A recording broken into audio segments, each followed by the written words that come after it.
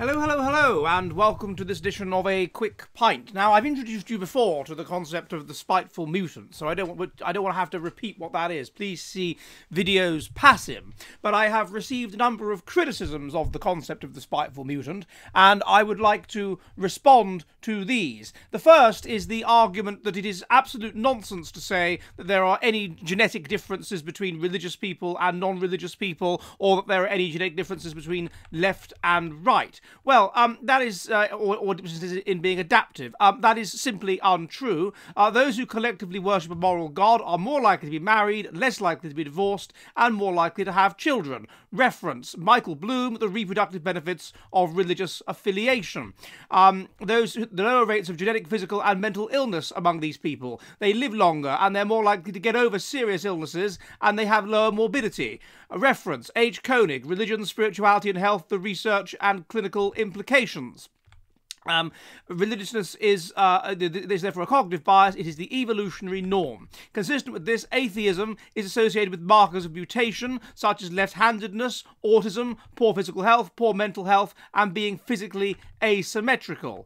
Reference Edward Dutton, G. Madison, and Curtis Dunkel. The mutant says in his heart there is no God. I could give you various other references for this as well, such as this Berggren et al. There's various others. It's associated with having a more symmetrical and attractive face if you're conservative. In other words, a lower level of mutational load. Reference N. Berggren et al. The right look. Conservative politicians look better and voters reward them for it. People that are conservative are taller among men. A reference are Arun Shalam and S. Watson, Height, Income and Voting, British Journal of Political Science.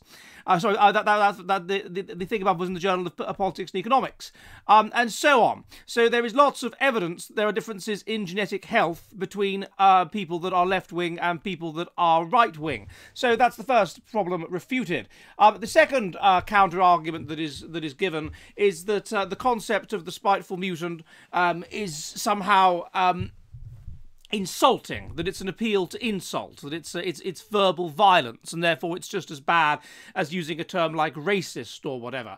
My counter-argument to that is that the term spiteful mutant is clearly in the literature. It's a term that was cited by William Hamilton. It's a scientific term, and therefore it is legitimate to use it. Moreover, this seems to be an example of what's called Anton's celebration parallax. This is the idea that if somebody on the left says something, then it is to be celebrated and it is good and it is great, but if somebody on the right says the same thing as a criticism against the left, then it's evil and it's wrong and it's a conspiracy theory. Now, you could think of various obvious examples, as I don't have to give you any, but for example, the leader of Sinn Féin she said, we women, we feminist women, are the witches that you never got round to burning. I.e., we are the mutants, we are the weirdos. So she's celebrating, essentially, being a mutant, being a person of high mutational load.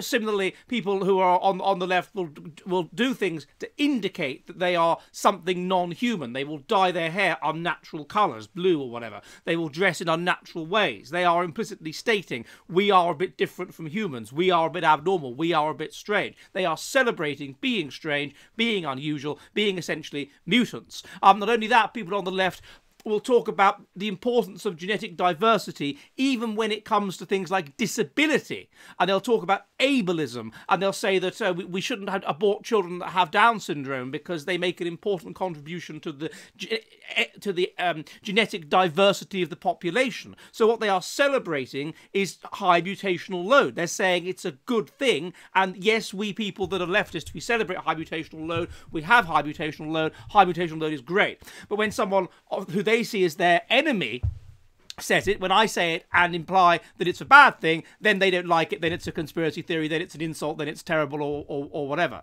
Now, what that reflects is really it's just a matter of power. They like having the power to assert to other people, yes, we're different, yes, we're not like you, yes, we're we're problematic and proud and all this kind of thing. When those people, those same people who they want to insult and disgust, turn around and say, yeah, there's something wrong with you, you're mutants, yeah, then that's having power over them. That's us saying we don't like them, and therefore it's an insult, it's a conspiracy theory and whatever. So that's my second response. And the third response is that someone said that the theory was unfalsifiable.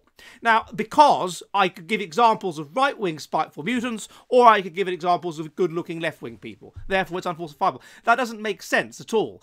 If that's the case, then pretty much nothing you can say in psychology is falsifiable. If you take a large sample and you find a relationship between X and Y, then that is what you have found. If it's a correlation of 0.1 or it's a correlation of 0.9, it doesn't matter. It's a correlation. The relationship's there. What would falsify it would be to show that there were serious problems with your sampling, and to then redo the study and show that the relationship didn't exist. That would falsify it. So the whole model of the spiteful mutant can be theoretically falsified if you show that the studies that indicate that people that are on the left are, on average, higher in markers of mutational load than people on the right. People that are atheists are, on average, higher in markers of mutational load than people that are traditionally religious. If you showed that all those studies were highly problematic, and you did a proper study, and you showed there was no relationship, you falsified it. Boom. So, of course, it's falsifiable. So I hope this demonstrates to you the veracity of the spiteful mutant concept. It is a hugely important concept. It underlies, ultimately, the reason why our society is pushed in this super individualistic, clownish direction. And I think you need to all tell your friends about it. And goodbye!